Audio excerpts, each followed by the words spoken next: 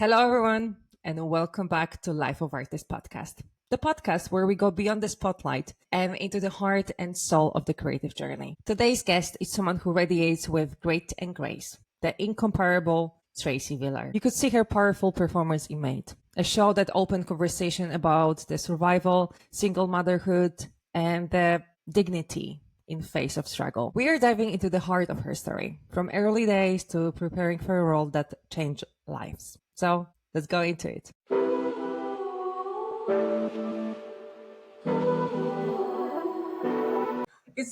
Like honestly, it's such an honor to have you on the podcast. Like I've been watching you for years, and like I was like, yes, she agreed to my podcast. So I was like, this is amazing. Oh my God, that's such an honor. Thank you. So maybe let's start from the beginning. What sparked your interest into the acting, and what was like the defining moment that you chose to be an actor? I used to just play around and put on little plays when I was 6. It's like my first memory with my cousins. And I would like organize the little number, make sure my cousins had it in order, and then I would tell the family, "Okay, we're ready."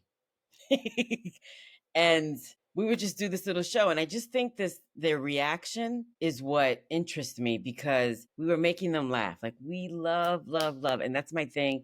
Comedy is my thing, but just reaction and making people feel was so interesting to me. And it would change moods. If I had if the family got a little bit of sad news, and then my cousins and I would put on something, it would just completely change a mood. And it's my first time realizing like art could just alter energy. Like, people could be unhappy about something, and then you do something, and then you alter how they, feel. And from that point on, I was like, my interest was already there. And then after that, I think, I I didn't dare get into it professionally for a while, because I was like, oh, their life, just like the actor's life, and artist is just so unpredictable. So Yeah, true. in college, I got into communication. So I was behind the scenes, and I was understanding, the technical part of it. And then, but I would minor in drama just to feel like, well, I'm kind of in it. So I was always like on the side, like, that way I felt like there was stability. And then if it was things were unstable, I'm like, that's okay, because my other foot is unstable, So it took a while for me to completely, just full on act, because straight from college, I got an internship with Spike Lee, and I was working, behind the scenes in casting. And then I worked with Spike Lee right after college for 5 more movies. So I went from Do the Right Thing to Mo' Better Blues, Jungle Fever, to Malcolm X. Um, and yeah, what was that, 4 movies? It was and then I said, you know what, I'm gonna jump in, and then I'll be right back if it doesn't work out. And it Yeah. and it worked out. It you know my willingness and my excitement to act was that strong that I actually never really went back to behind the scenes again, although I do want to go behind the scenes again, just because you got to be on the creative side. You got to be. I mean, you're always on the creative side, but the writing and that's where you got to be there. You just have to. Or producing, writing, producing, directing, one of the 3. So that's what did it. And do you have like any mentors or like pivotal people in your life that actually helped you and shaped you in your journey? Yeah, I'd say mostly teachers, mostly my acting coaches. And I started out with an acting teacher in New York named Richard Pinter, who worked under Sandy Meisner. And then here in California, I work with John Ruskin, who knows Richard Pinter, and other teachers too. But the teachers, I've worked with Anthony Montez and Steve Braun, and everybody's Meisner. I've tried other, methods, but Meisner's the one that seems to like really connect with Resonate? me. Yes. Yeah, the teachers have been they've just been really great for the type of the actor that I am. I have to talk things out. Like I need to know why the scene is happening or the purpose of the scene, or that really gets me, you know, is the why. And then I just fly from there. If I don't know why I'm doing it, I'm like, why am I saying that though? So, and pretty much like everything I've done, the writing's always good. It's rare I've done anything and the writing was really bad. And I usually don't get the part anyway. It's, because I'm like, I don't get it. So, And so, yeah. but anyway, like after like when I went to acting school, it's such a like very nice place to be and to fail and to explore who you are as a person. But when you're getting out of the acting school, it's like this like rawness of unpredicted people or unpredicted situation. So did you have like any people who actually helped you kind of like navigate you where to go, where to do, and how to, get into the acting? I think because I worked with Spike and I was in casting, I think it was kind of an accident that I was learning it that way. So I kind of knew what to do, and I was watching actors over and over because I was behind the camera and I was working with Robbie Reed, the casting director. And then I was like, "Oh wow, if that actor would have just tweaked that, they would have gotten the part." Or and then I hear the conversation after the actor leaves the room, so I completely got it. Like I would know as soon as an actor walked in if that actor was going to move us or not. As soon as they walked in, you can feel how powerful somebody is Yeah. immediately. So that was my teacher, was like working in casting with Spike and being in there and just listening to their comments, and I'm like, oh. And at that point I wasn't necessarily interested, but then I became interested, and maybe it's because I saw what needed to be done. Yeah, it was a complete, like, it's a great way to learn how to um kind of the do's and don'ts, because you're in there and you're listening to the director and the producers talk about the actor, and it makes perfect sense, and none of it is personal, none of it. And I think that's the way I go about auditions. It's like I don't take it personal at all, because you're seeing so many people per day. It becomes a blur after a while, but you're never like, you know, and you also watch actors change. They can be really great one time, on a project, and then you see them again, you're like, "Oh my god, you're What has happened? amazing." Yeah, cuz that role clicked for that person. So I think so after working with Spike and getting out of casting, I did book jobs right away, and I think it's because of that. Because I saw what happens in the room, But Like the internal voice that was like, okay, I know what is there, I know what to expect, and kind of I know what I'm doing in the plays. yeah. And they Yeah.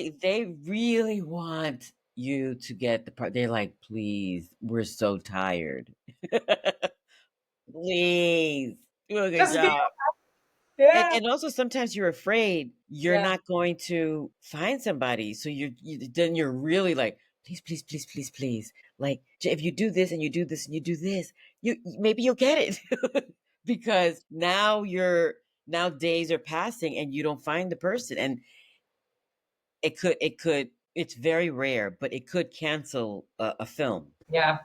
but it's very And rare. but now coming like to your role in Maid, how did you land the role and what drew you to that script? Because this very powerful script. How did I land the role?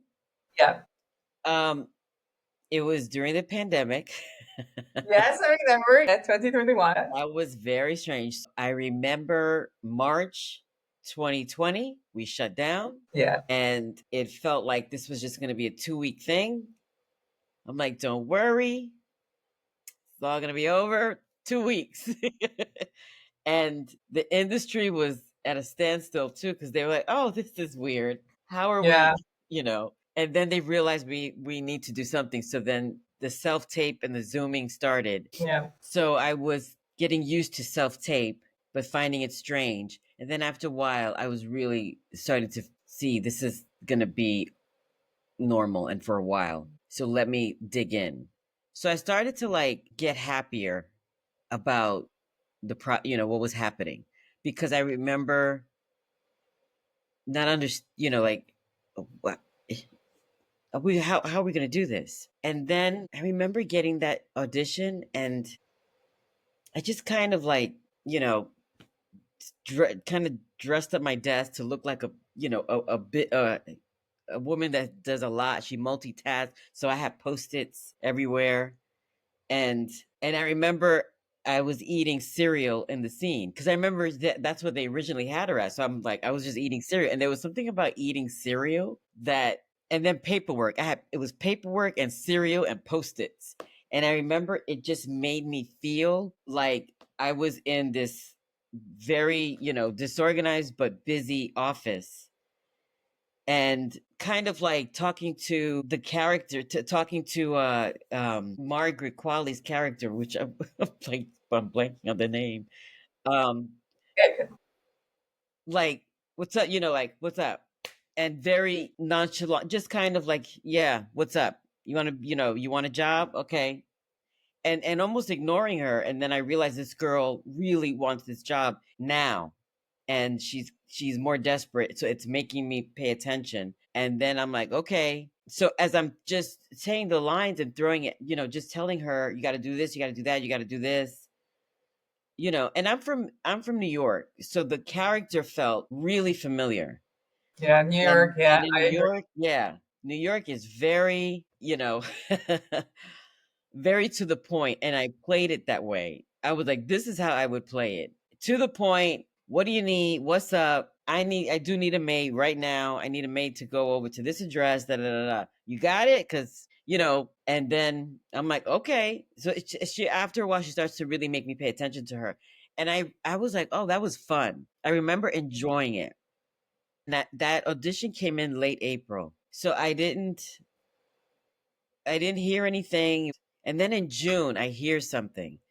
And I tell my agent, which one was that? Because at this point, it was a lot of auditions, and it Yeah. all felt like it was going into outer space. I was like, I don't know where these auditions are going, but I feel like a pandemic is happening. There's no vaccine. What are we doing? And I just send things off into space, and I hear nothing. And then one day I hear my agent say, hey, by the way, that audition, you know, and she reminds me which one. Yeah, they're interested. I'm like, oh, wow. Okay. That's great. I'm getting some traction. So I started to realize, like, I think I sat in on one online class, and it said, like, we were talking about auditions and what to do with these self tapes. And she said, you know, give them a story, like, bring it, like almost like a short film. And that's what started. That was, so I tried it exactly that way. I said, you know what, I'm going to give them a short film, and I'm going to just really show them a story about how this character goes, and from my clothes to the setting and where I placed it in my house. And then again, and then in August, so nothing. So the interest was in June. And then in August, they said, hey, they really want you. Do you have a passport? I was like, what? And I was like, and I, checked the passport. I said, yeah, I'm good. What kind of preparation did you embody to your character to play it so authentically? I was working with a coach in Canada online, and I was quarantined. Canada was tough. Why? That was the quarantine times. So that's the tricky thing, was that not only, so he was helping me, and he was kind of being my friend too, because I was so isolated, and I have two kids, and I have 2 kids and a husband, and I literally had to leave them for 7 months. So they were trying to get into Canada, and it took 5 months. So there was that isolation. Then when you get to Canada, you have to do the 14 days. They Yes. had, if you try to, leave your room, $1 million. They had threats. I mean, I was like, oh my God. So I was being obedient, but extremely isolated, So we could not rehearse. We couldn't meet. I couldn't meet anyone. You literally did your scene, and then you come in with your mask on. And then when it was time to do your scene, take the mask off. We were tested constantly, every day. So the prep was extremely abnormal. And what I had to do was talk to John about his plan and what it looked like. Cause I said, John, can I go see it? He goes, you can't, we're not even ready with the set. You know, they were still built, you know, it was a real laundromat, but they were building their part. And it wasn't exactly ready, but I also couldn't easily go there. So he's like, I know, just work, it's going to be okay. But he kind of drew it and he explained it. And he said, so I had a long monologue of things that I tell her. So he said, I'm going to have you go from your office when you start out with her, and you're going to go down this, you know, you're going to come out, you're going to talk to her, get file work, go down the stairs, talk to her, cross over to the laundromat, go through, you know. And I was like, oh. So because I know John's style with West Wing and ER, and he likes long camera shots. So I knew, I was like, okay, so I'm going to need to, you know, make sure not only does this monologue need to be down, but I was doing 62 things. Yeah. So it was But like, you're squeezing the skis, yeah. grab that, get the pencil, go get that, go get the vacuum, da da da da da da, make some lunch, you know, put it in the microwave. And I'm talking, and walking through. So with the coach and telling him this and visualization, and you know what? The pandemic was so scary. And there was, you know, they were like, one person gets infected, we need to shut. So we have to shut down. So everybody was like, just don't touch anybody, and cleaning areas after that person touched that area, cleaning it.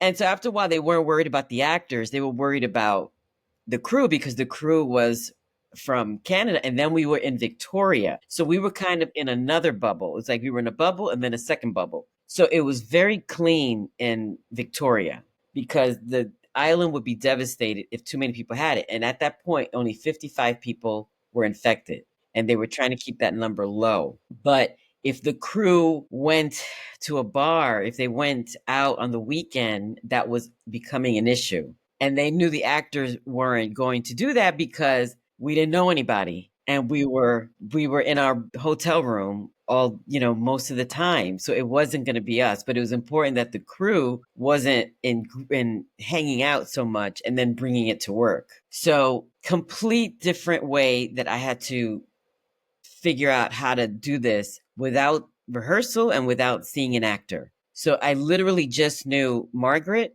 and I knew the Asian woman who was with me in the laundromat. Literally, that is all I knew. Everybody else I met through Zoom. I never met them in person. My goodness. It's so hard, to be honest with you. Like when you especially need those kind of connections with people on set, like to embody how other people like react, read their faces, how they're going to respond to the lines. And wow, that's like triple hard work even. Yeah. It was a bit of a bizarre experience, and we were by ourselves in Victoria, wondering, are people going to watch this? So I was like, wow, people are watching this. Yeah. And it was such a sad time that I was like, this is a sad topic. And it is not. Yeah, it is not. Yeah, we were loving the script. We were loving the scripts. The scripts were so good.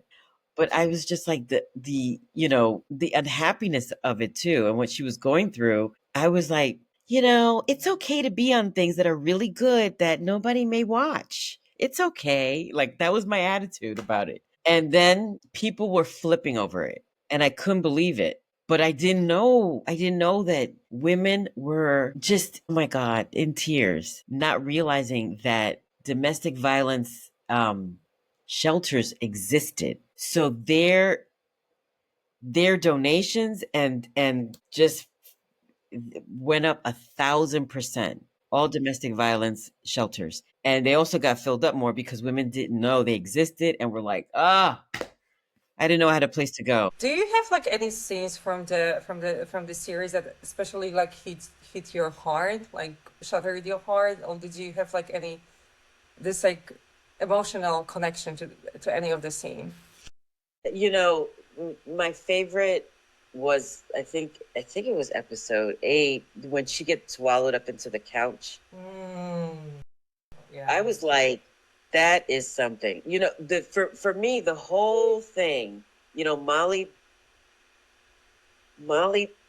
based a lot of how she told the story on feeling. Yeah. And she tried to make, I think that's what got people, was that she made you feel how this girl was feeling. And when the couch scene, I think it was like, you know, later on in episode 8, I was like, that just like really, I don't know, I can never forget it. And the director of that was the cinematographer. Q, we called her Q. She just was it was just brilliant. It was so freaking visual how you feel when you feel like nothing, like you feel like you don't matter, and the couch just swallows you. It was so symbolic. It's very powerful, to be honest, because like when I was watching it, I felt like very uncomfortable, but I was feeling I'm there with her, but like I felt so uncomfortable watching it. Yeah, right? It was like, you know, you want to like, you don't want to watch it almost, yeah. Yeah, you want to like leave or do something, or don't, you know, stay in that situation, but at the same time, you can get it. You get it. She was showing you why it's not easy. It's not easy to leave. Because I never understood that. I'm like, why don't women just leave? It's so easy. And I will never judge, you know, a woman who can't leave an abusive relationship. So I just didn't know. I just didn't know. And after that, and I'm not even kidding, really good friends of mine would tell me, you know, that they really got it and they understood, and that they were abused. And I just was uncomfortable with that, with my own friends telling me that, because I was like, I don't want to hear that. I was saying, I don't want to hear that, because they were strong women. And that's where I misjudged abuse. Strong women can be abused. Yeah. Vocal women, activists, amazing women who could like move mountains, they can be abused. And I didn't know that, you know. So that was hard for me to hear from some of my own friends, you know. And I remember telling one of my friends, no. They're like, yeah. And with some embarrassment, but also with some pride, like, yeah, that happened to me, and I'm owning up to it. Have you during your career as an actor, have you had like the moments that role stayed with you and you felt like it stayed for too long? You kind of start living the character. Have you ever experienced those kind of relationship with the character? Yeah, that's I can't specifically remember, but I remember it was a character. There was a lot of crying. I remember there was a lot of crying, and it wasn't easy to come out of that, because I had to, you know, she was depressed and she wasn't in a good place, and it was not easy to come out of that. And I think, you know, theater is harder, having to do that, because you need to kind of get back into it every night. So you know, I'm kind of careful with what I do with characters with theater, because if it's too much of a downer and you're doing it every night, that's too much for me. But film, you're doing the scene, and it's not like you're doing it again. So I'm kind of I think that's why I gravitated towards film and TV, because doing something over and over, unless it's comedy, you know, in theater, I'm careful. Yeah. And do you have like any practices, like either is like therapy, meditation, like, you know, finding your community to keep you grounded? Meditation, visualization. Just recently, you know, I'm working on a show called The PITT with John Wells again. And then I was in a play just recently, and it was like playing, so how funny we're talking. It was playing a housekeeper, because as soon as I read it, I was like, I'm not doing that. I'm not going. Yeah, but it was a housekeeper who was a Trump supporter. So she had her little MAGA hat on, and she was in The Woman Whose House she was in the book club. So it was a comedy. And I was like, I have to play that. Because I have to see how this is gonna go.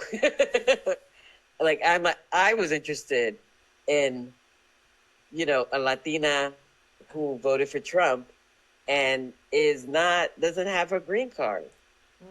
I was like, I need to play that because I'm interested to understand how does that happen.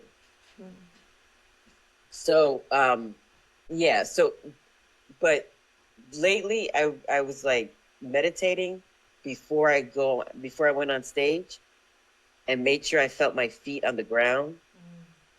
And because I hadn't done stage in like 10 years and the performance went great. People were cracking up. I think that's the best feedback you can get. Like if the audience reacting you on spot, that's the best feeling you can get. Really, really. I was like, wow, I haven't heard that kind of laughter in years. That's amazing, you know? And a super controversial character. Me and a white woman going at it. You know, she had a Kamala Harris shirt. And I'm a Latina with a MAGA hat. Wow. And we started out the play with her and I looking at each other like, she tells me, so are you going to take that hat off? And I said, are you going to take that shirt off? You know, and that it was like, people were just like, wow, that is bold. So, yeah. So, and for both the PITT and working on the stage one, I just was doing something different where, you know, I make sure I meditate before I go on and have my feet on the ground. And then and make sure I feel good. And then, because the one thing that I wasn't, you know, really getting was trust. It's like, once I get out there, it's just trust. And I don't know how to, you know, to explain that to myself. And I realized like, that's the part I'm missing is just that. Make sure before I go on stage, before I go on camera, the trust. The trust, okay. Yeah, I got to trust myself. I got to trust it. I got to trust. Yeah, so 100%. What kind of advice you all give to younger creators that's trying to balance like their passion, but also like the reality of being an actor that you're not there every day, you're not going to get money every day? What kind of advice you'll give to those kind of people? Immersion, completely get into all of entertainment. If you're acting on if you're acting, make sure you're writing, make sure if you're interested in directing or produce, but make sure you're involved in all of it. All of it. It takes away from the depression. To me, comes from the waiting and the waiting and the waiting and the rejection and then the waiting and too much attention on that. You need to go create. I truly believe between the pandemic, 2 strikes, and then for us in LA, the fires, which eliminated more problems here, it has all taught us, if you don't get out there and completely create, and it's not like you have to get, a TV show on the air, or you have to get, but creating and doing a short film, start out more baby steps. The more you start out with baby steps, the more you compliment yourself every day. I got that done. I got that done. You know, entertainment with the way it is now, you have to make sure you're patting yourself on the back each day and get off the this is all I do. Completely get off that. And make sure you get more involved, because the reason why we're seeing such interesting stories is because such interesting people are now getting opportunities. And now we're seeing some amazing storylines because of what's really going on. So the deeper you go, the more this whole thing will start going your way. And you can tell if it's for you too. Yeah, absolutely. you're like, I don't want to do that. And I don't want, you can feel it. And there's so many other factors. There's the business side of it. You may be better on that, it all depends, but keep finding what it is. And you will get out of entertainment. Entertainment is not, it is not for everyone, and it is not necessary if you don't like it. It is so really, and you'll feel it. But you can tell if like, oh, I love this, that you'll keep going. I think like you will learn how to find your way. Like what I experienced after acting school, like I graduated way before pandemic, like a few months before. And it was like, what I'm gonna do right now? I'm just trained. I'm open. Let's give me some rules. And I was like, okay, the reality is different right now. Right. But you know what? In a good way. It's painful right now, but before the pandemic, one of the biggest problems is that there's no rules and there's no regulation in entertainment, which was not good and kind of cool. It's like, oh, wow, you can do whatever you want. And then the other side of it is like the Me Too situation came up, the toxic behavior on sets came up. All of this stuff came out of the harassment and the racism, the sexism came up. All of this stuff came up about what was happening in entertainment. And before it was like, there's no rules. What's wrong? And then all of a sudden the complaints got so strong that it really became a stop. No, now we're stopping. We're not doing this anymore. And by there now being rules about things, behavior on set, the union crackdown on call.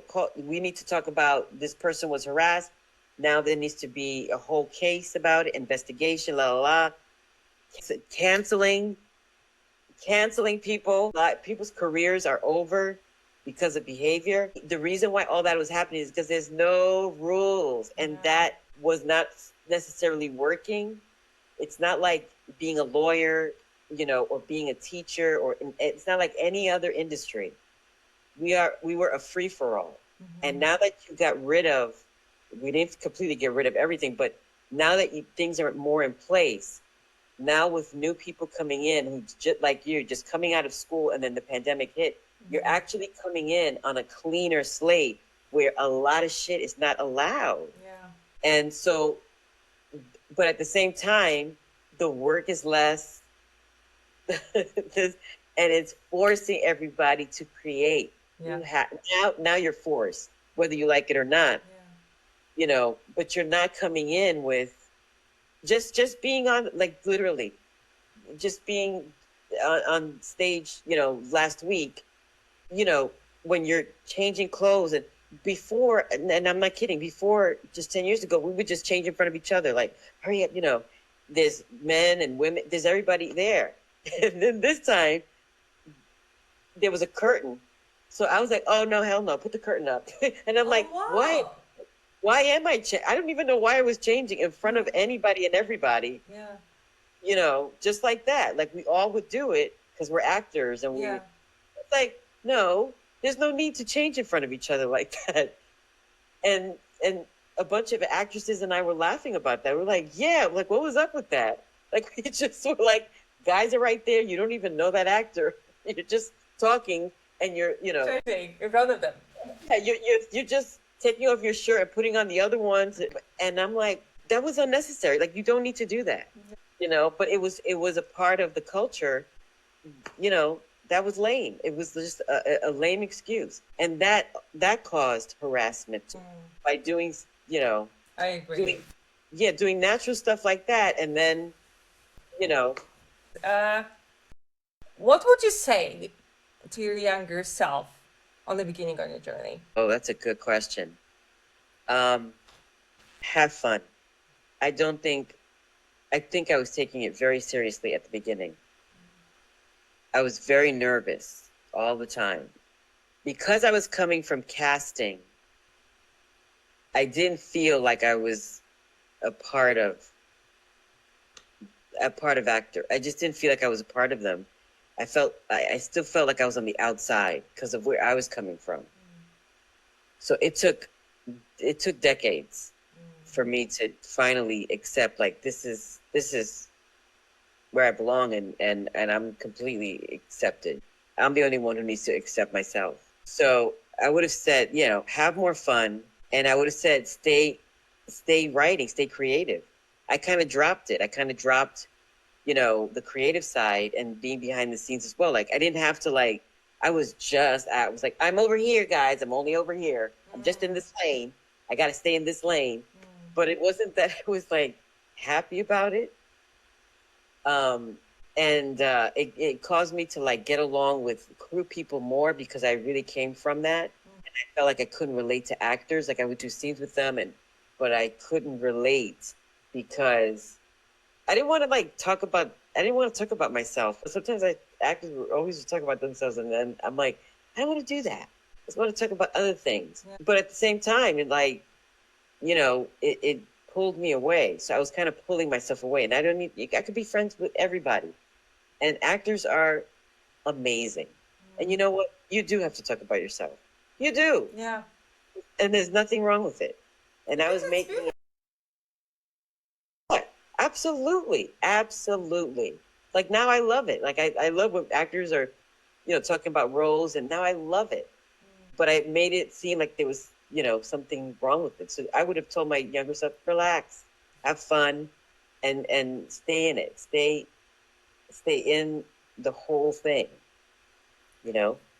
And now in this season in your life, what keeps you inspired as being an artist, as being an actress, as being a woman? Now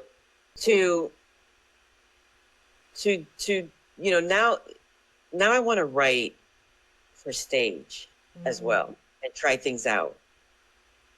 Because I always, Molly Metzler Smith, who from the writer of Maid, she was a playwright, and she only hired playwrights for the rest of the scripts. So I realized, like, the reason why I love her writing is because I think it's because she writes with a lot of feeling, a lot of emotion, and that's more me. That I come from there's a lot of emotion there, and just to be on stage again recently, I was like, I need to even if it's just starting out with one act plays, I need to write stories. Like, I want to write stories about women and things that women have gone through, and funny, but it's got some deeper stuff going on there. And then taking it to film, because I'm starting to realize, like, if I can just get audience reaction and see where I need to tweak it or where I need to, like, work on the story, then I could translate it to film. And I remember, because I love Lucy, Lucille Ball and Desi Arnaz, they tested what they wanted to do on stage all around the country. They toured, and then they did I Love Lucy.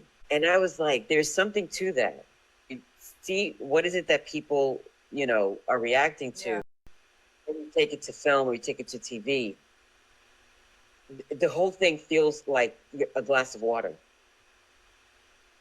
So that really interests me, is to, like, test things out and get them in film, but using the stage, so that I'm using theater and film both together.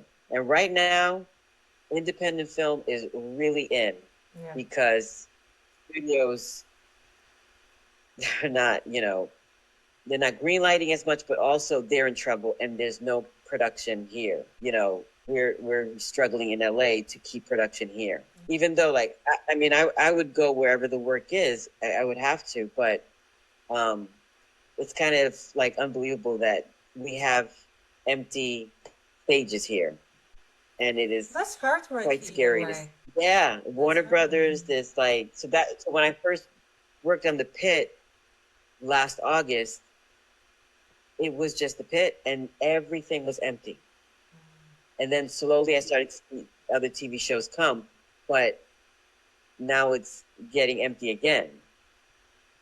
So, but to me, this is a phase. This is a phase that entertainment is going through. Yeah, no, you're right. Like everything that's happening in this country, and we have to go through it.